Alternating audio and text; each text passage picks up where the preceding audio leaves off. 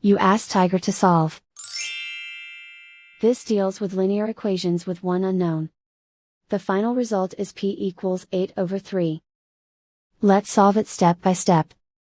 Simplify the expression. Expand the parentheses. Break up the fraction. Simplify the fraction. Simplify the arithmetic. Group like terms. Simplify the arithmetic. Swap sides.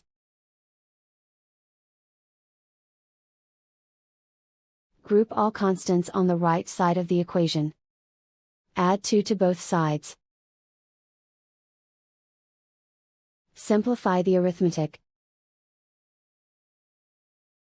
Convert the integer into a fraction. Combine the fractions.